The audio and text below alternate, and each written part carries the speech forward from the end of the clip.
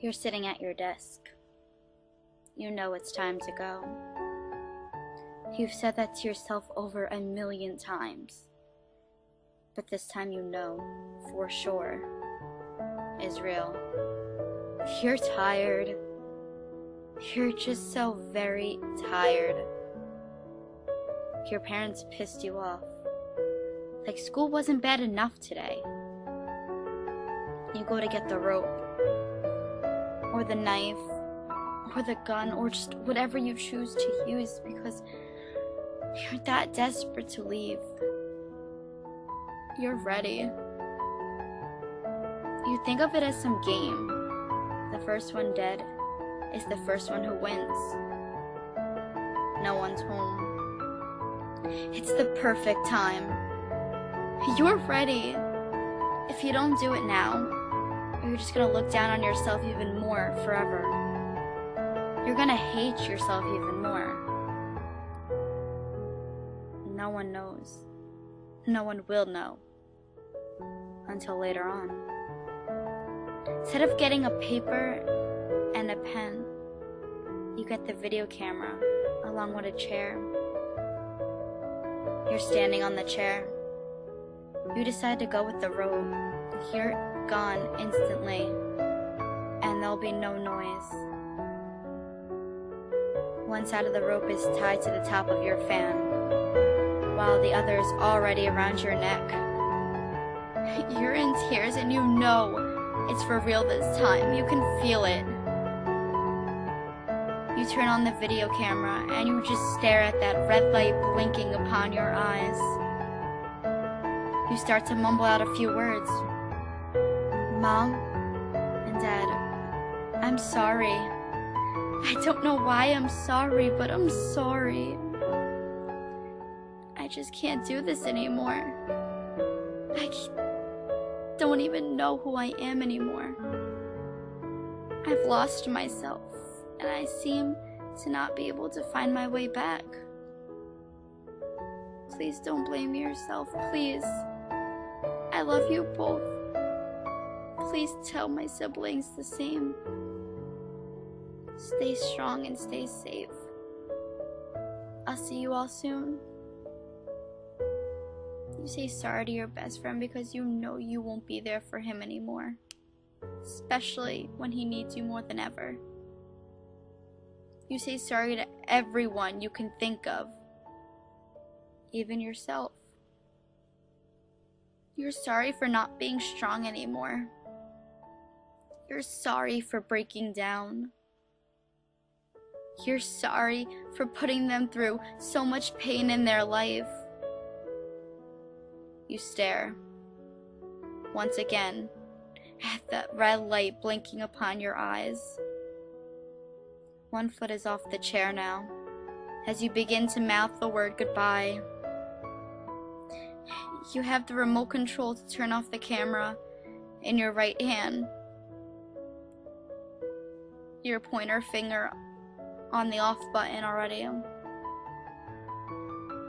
You click that button, and as soon as you see that light go off, you go off. Both feet are now off the chair. That chair is on the floor. The room is filled with silence.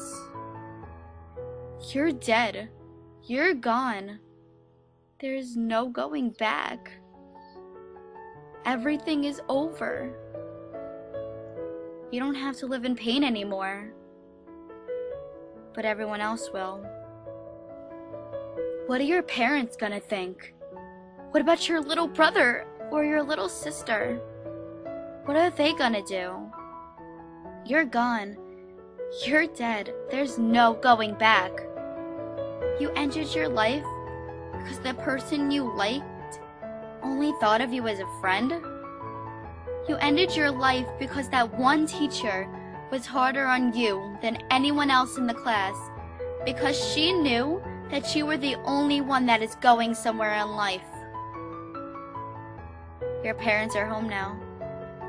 They call your name, telling you that they're home, just like they normally do whenever they get home. But something's different. You don't answer. They don't hear your voice. They get worried. You always answer. They come upstairs thinking you're sleeping or showering. Your mom opens your bedroom door and screams at the top of her lungs. She instantly passes out. Your little sister hears her and comes up after her. She screams, "Daddy, help!" She runs over to you, hitting your leg, begging you to wake up. "Wake up! Wake up! Please stop! Wake up!" But you don't answer. You're not waking up. You're gone. You're dead. There's no waking up. There's no going back. Your dad comes running upstairs and all he could do is stare. He watches his baby girl swing back and forth on a rope. He sees the video camera and he sees the chair, but he doesn't move. He's stiff as a board. He cries. Your dad never cries. He picks up the phone and calls 911. He can barely get the words, "My daughter committed suicide," out of his mouth. He's in tears. Your little sister stares at your dad. He hangs up and she jumps right into your daddy's arms, crying harder than ever. She's too young to understand completely, but she knows you're gone. She knows you're dead and she knows that you're never coming back. Everything is over. The cops finally arrive. They take your mom out of your room. They push your dad and sister out of your room. And now they're sitting in the living room. They take your body down off those ropes and lay you on the stretcher. They cover your body and out you go. Just like that. In the blink of an eye, everything happened and everything was over. You're gone. You're dead. There's no going back. Nothing is the same. 2 weeks have passed and your mom still stares out the window more than half of the day. Sometimes even the whole day. Your little sister still hasn't returned to school. Your dad was forced to go to work so he could pay all the bills for your wake and your funeral. Eventually, they found the strength to go back into your room. Your door hasn't been opened for 2 months. The rope is still laying on the floor, the same place the cops put it, and the video camera is still sitting on the table. They don't even dare to watch that video. It will never be seen. They slowly pick up the ropes and throw it in the garbage. Chills run up their spine, your mom basically in tears. They brush off your bed, making it neat, like they used to do every morning after you went to school. Your desk was empty. It didn't have those little sticky notes you used to leave before you ran to the bus saying, "Have a good day, Mom. Remember to smile." Or "Have fun at work, Dad." Smiley face. You pretended to be so happy. You even tricked yourself. Your bed was made and your room was clean. They shut the door and it remained shut. Your school is still in distress. You thought no one cared and you thought no one noticed you. You remember that girl that said no to being your lab partner? Yeah, she cuts every single night now because she thinks it's her fault that you died. Remember that boy that tripped you by accident, looked at you and just didn't say sorry? Yeah, he's in suicidal therapy 5 days a week in the hospital because he feels a smile could have saved your life and he didn't give that to you. Do you remember that teacher that was hard on you that day? She quit her job because she felt she wasn't suited to teach anymore. You're gone, you're dead. There's no going back. 4 years have passed now. Your little sister is now 15 years old. She started a club. It's in her school dedicated to you. Secrets is what she calls it. The club is formed for kids to speak their hearts without anyone judging them. They could say anything they want to and talk about anything they needed to. If they were suicidal, They always had someone to talk to. That was your problem. You didn't want to talk to anyone. You had everything bottled inside of you. You acted as if you were the happiest kid on the planet, and you acted as if you had the perfect life. You played that happy character so well that even you started to believe it. You would be so happy all day, and as soon as you laid in bed that night, the thoughts came back. A little fight between you and your parents could have set you off. But with everything inside of you bottled up for years, you just hit your limits. You're gone. You're dead. There's no going back. Your room will never be occupied. Your mom still cries every single night. Your dad isn't as strong as he used to be.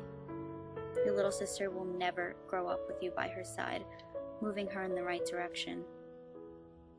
She needed you. Your best friend is still torn up. He needed you. Your parents don't know what to do anymore. They needed you. Your school now has a club dedicated to you, so teens will not make the same mistake as you did. Your life was precious, and you took it away in the blink of an eye. All you needed was a smile. It's all you needed to show you that everything will be okay. But since you're gone, just know people cared. People always have cared. And people always will care. You were just way too upset to see that back then. You were just too caught up in the fact that you thought no one cared, when the truth was, more people cared about you than you ever thought they would. And you know what sucks? It sucks that you see that now that you're gone, and you didn't see that when you were still here. Your town will never be the same. A girl is gone. A special girl. A girl who thought no one cared. Everyone cared. I promise you. They care. They always have cared. And they always will care. We loved you. And no matter what, we will still always love you.